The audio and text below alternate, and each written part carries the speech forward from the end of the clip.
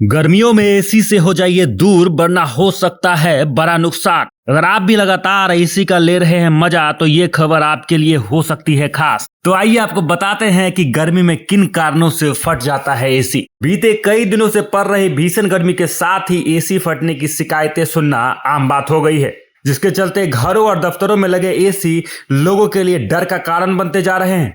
AC blast के मामले में बढ़ोतरी की क्या वजह है, जिसके चलते एयर कंडीशनर बनाने वाली कंपनियों पर सवाल उठ रहे हैं। ऐसे में सवाल उठ रहा है कि आखिर गर्मी में इतने एसी क्यों फट रहे हैं, साथ ही इन्हें ब्लास्ट से बचाने के लिए क्या उपाय किए जा सकते हैं। तो आइए जानते हैं इस सवालों के पीछे की वजह।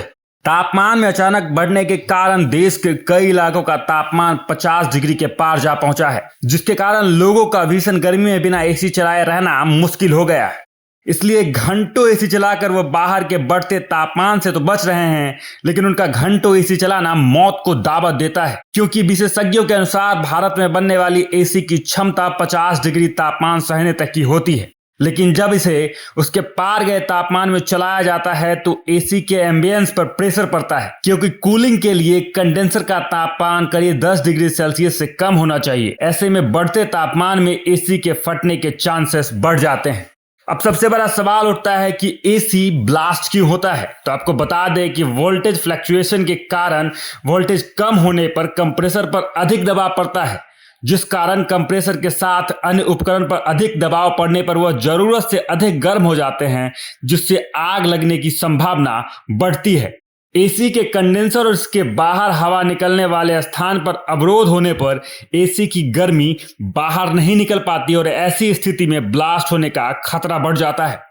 तो इसके लिए आपको कई तरह की सावधानियां बरतनी चाहिए, जैसे कि गर्मी में एसी कूलर आदि की समय पर सर्विस कराएं, लगातार विद्युत उपकरण को ना चलाएं, बीच बीच में बंद कर दें, एसी का तापमान कम से कम 24 डिग्री या उनसे अधिक रखें। लगातार एसी चलने से ओवरहीट होगा और फूकने की संभावना रहेगी।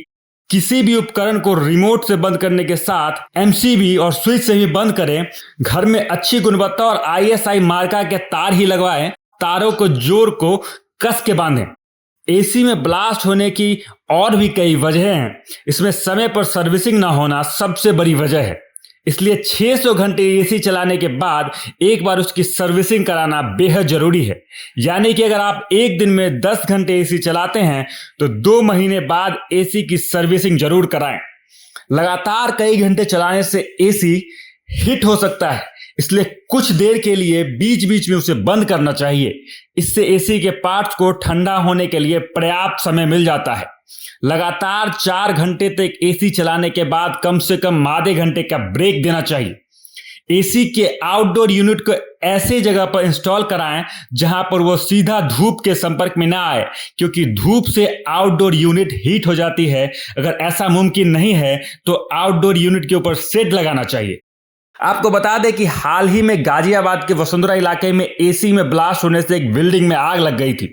कुछ दिन पहले ही ऐसी एक घटना नोएडा के सेक्टर 100 स्थित लोटस वुलवर्ड सोसाइटी में भी हुई थी, जहां एसी में ब्लास्ट के कारण पूरे फ्लैट में आग लग गई। गनीमत यह रही कि दोनों ही घटनाओं में कोई जनहानि नहीं हुई। दमकल विभाग ने समय रहते आग पर काबू पा लिया था। लेकिन इस जानलेवा गर्मी में एसी और कूलर भी जानलेवा साबित हो रही है, इसलिए सतर्कता बरतिए, नियमों का पालन कीजिए और ऐसे जानकारी के लिए देखते रहें सच टॉक न्यूज।